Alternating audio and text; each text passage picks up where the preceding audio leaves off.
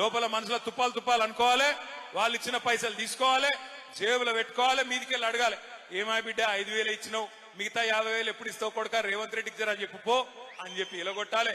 Vote ఎక్కడేయాలి? Vote ఏ గుర్తు వినబడతలేదు? ఏ గుర్తు? కారేనా? కేసీఆర్ మళ్ళా రావాలనా? పక్కానా?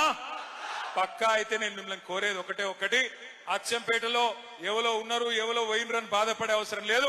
ఇంతమంది మీరుండంగా గులాబీ దండుకొచ్చిన భయమేమి లేదు, ఇబ్బంది ఏం లేదు. మంచి నాయకుడిని మీ అభిప్రాయం మేరకు, మీ అందరి ఆలోచన మేరకు కేసీఆర్ గారు మళ్ళా అచ్చంపేటకు పంపిస్తారు. తప్పకుండా కేసీఆర్ గారు ఎవరికి బొట్టు పెట్టి తమ్ముడు ఈయన నా అభ్యర్థి అంటే ఆయనకు కాదు మీరు వేసే ఓటు కేసీఆర్ గారికి. కాబట్టి మళ్ళీ కేసీఆర్ గారు రావాలి అంటే అచ్చంపేట మీద గులాబీ జెండా ఎగిరేయాలని చెప్పి నేను కోరుతా ఉన్నా. ముగించే ముందు నేను మిమ్మల్ని అందరినీ దయచేసి ఒక్క విషయం ఆలోచించమని కోరుతా ఉన్నా. ఇవాళ ఇటు కాంగ్రెస్ గాని అటు కేంద్రంలో ఉన్న బీజేపీ గాని ఈ 11-12 ఏళ్లుగా సతాయించుకుంటూ వస్తా ఉన్నాయి. ఒక్కటంటే ఒక్క నవోదయ పాఠశాల కొత్త జిల్లాలు ఏర్పాటు చేసుకున్న నాగర్ కర్నూల్లో మనకు బీజేపీ ఇయ్యలే, ఒక్క విద్యా సంస్థ ఇయ్యలే, ఒక్క గుడికి పైసలు ఇయ్యలే, ఒక్క బడికి పైసలు ఇయ్యలే. బీజేపీ కాంగ్రెస్ దొందే. ఇద్దరు కలిసే ఇయ్యాల తెలంగాణను బొందబెట్టే ప్రయత్నం చేస్తా ఉన్నారు. ఇద్దరు కలిసి రాజకీయంగా మరి మనని ఎదుర్కోలేక కేసీఆర్ గారిని మరి అప్రతిష్ట పాలు చేసే ప్రయత్నం చేస్తా ఉన్నారు. ఆలోచన చేయండి. మీరు చర్చించకుండానే నేను మాట్లాడుతా ఉన్నా. తప్పకుండా వారు అనుమతిస్తే మాత్రం మీరే కుట్రతోనైతే ఎస్సీ ఎస్టీ అణగారిన వర్గాలను ఎదగకుండా చూస్తే ఏం మాట మాట్లాడతాడు? బుద్ధి ఉండాలి కేటీఆర్కు. నియమిస్తాం ఎవరినైనా ఇన్ఛార్జ్ను, ఎవరు కేసీఆర్ బొట్టు పెడితే వాళ్ళు ఎమ్మెల్యే అవుతారు. వాళ్ళని చూసి కాదు ఓటు వేయాల్సింది, కేసీఆర్ గారిని చూసి ఓటు వేయాలంటే. అంటే మేమంతా పనికిరాని వాళ్ళ కింద కనిపిస్తున్నామా? ఇంత చదువుకొని, ఇంత సంస్కారం ఉండి, ఇంత ప్రజా సమస్యల పట్ల అవగాహన ఉండి మేము ప్రజా జీవితంలో కొనసాగుతూ ఉంటే, నేను కావచ్చు, అది రిజర్వ్డ్ కాన్స్టిట్యున్సీ కాబట్టి రేపు ఎవరినైనా మీరు ఇంకొకరిని కూడా తీసుకొచ్చి పెట్టవచ్చు. అంటే ఎవరొచ్చినా మేము చెప్పిందే చేయాలి, మా కాళ్ళ కాడే ఉండాలి, అటువంటి వాళ్ళే మాకు అవసరము. కేసీఆర్ గారి ముఖం చూసి ఓటేస్తేనే గెలవాలి, అట్లయితేనే గువ్వల బాలరాజు లాగా ధిక్కరించకుండా ఉంటారు. లేదంటే ఎప్పుడో ఈ రకంగానే మమ్మల్ని వ్యతిరేకించి దూరం పోతారనే భయంతోన మేము ఎవరిని నియమించినా వారి ముఖం చూడకండి, కేసీఆర్ గారి ముఖం. ఇదే సందేశం మీరు ఇచ్చేది? సమాజం మేలుకున్నది, సమాజం పూర్తి స్థాయి అవగాహనతో ఉంది. మీరేదో డమ్మీ క్యాండిడేట్లను అక్కడ తెచ్చి పెడతాం, లేదంటే ఒక ఆయన మాట్లాడతాడు మళ్ళా వద్దు అని చెప్పినా కూడా మాట్లాడుతున్నాడు. నేనైతే నాకు వ్యక్తిగతంగా రాయబారాలు కొంతమంది తీసుకొస్తుంటారు. ఎందుకన్నా మనం కొట్లాడుకోవాలి, ఆయన ఏ పార్టీలో ఉన్నా మీరే పార్టీలో ఉన్నా మంచిగా ఉండే ప్రయత్నం చేయండి అని మాట్లాడతారు.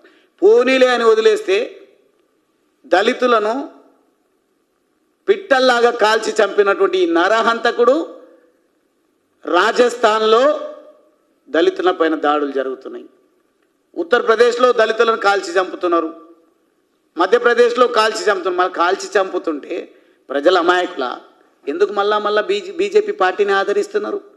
ఎందుకు మళ్ళా బీజేపీ పార్టీ అధికారంలోకి వస్తుంది? అక్కడ మీరు చంపింది అసలు చెప్పాలంటే ఈరోజు ఈ ఎండకు ఆ గొడుగు పట్టేటువంటి నైజం మీకుంది. కాబట్టి మీరు కనీసం కాగజ్ నగర్లో ఏం జరుగుతుందో మీకు సోయలేదు. మిమ్మల్ని ఎక్కడ నియమిస్తారు, ఎక్కడ ఏం చేస్తారో మీకు అర్థం పర్థం లేకుండా మాట్లాడుతున్నారు. నా పైన మాట్లాడడం వల్ల మళ్ళొక్కసారి చెప్తా ఉన్నా, చాలా ఓపికతో సిన్సియర్గా, ఇక ఆపేసండి మీ పనికిరాని భజన. గువ్వల బాలరాజు అస్త్ర సన్యాసం చేసినారు, మీరు ఆయుధాలతో ఎవరినైనా కాల్చి చంపినరు. అసలు శిస్త్రైనటువంటి అస్త్రాన్ని చేతబూనిన ఇప్పుడు నేను యుద్ధ రంగంలో దిగుతాం, భారతదేశాన్ని గెలిపిస్తాం. ఈ కాషాయ జెండాను తెలంగాణ అసెంబ్లీ పైన ఎగరవేయడం కోసం ఒక సామాన్య కార్యకర్తగానే ఉన్నాం.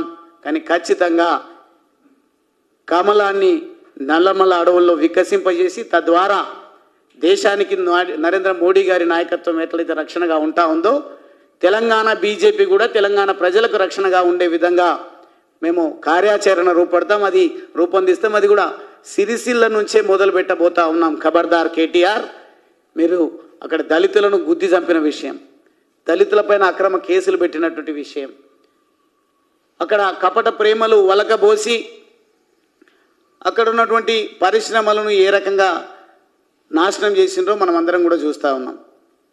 మీరు మాత్రం ఒకరొకరు మాట్లాడుతుంటే విచిత్రం అనిపిస్తుంది. నేను కూడా నిర్మాణ రంగంలో ఒక 25 సంవత్సరాల నుంచి ఉన్నా.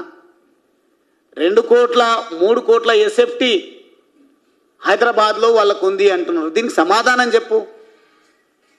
ఇంత అక్రమార్జన కోసం ఎందుకు మీరు ఆశపడ్డరు?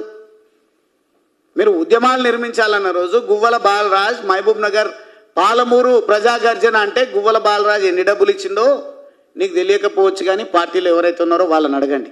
ఈరోజు పెట్టుబడిదారులు నీ పంచాన చేరుండొచ్చు. అదే వందల వేల కోట్లు సంపాదించినటువంటి వాళ్ళు నీ పార్టీని నడిపిస్తారు అనే విశ్వాసం నీకు ఉండొచ్చు. పార్టీ నడుస్తుంది, కానీ ఓట్లు మాత్రం రాలవు.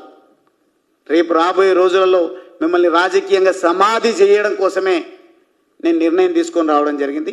నిజమైనటువంటి ప్రజలకు సేవను అందించేటువంటి దమ్మున్నటువంటి బీజేపీ పార్టీ రామచంద్రరావు గారి నాయకత్వంలో, నరేంద్ర మోడీ గారి నాయకత్వంలో, జేపీ నడ్డా గారి నాయకత్వంలో ఈ కాషాయ సైన్యాన్ని తీసుకొని రాష్ట్రం మొత్తం కూడా మాకు తోచిన స్థాయిలో మా కెపాసిటీలో మేము పర్యటనలు చేస్తాం.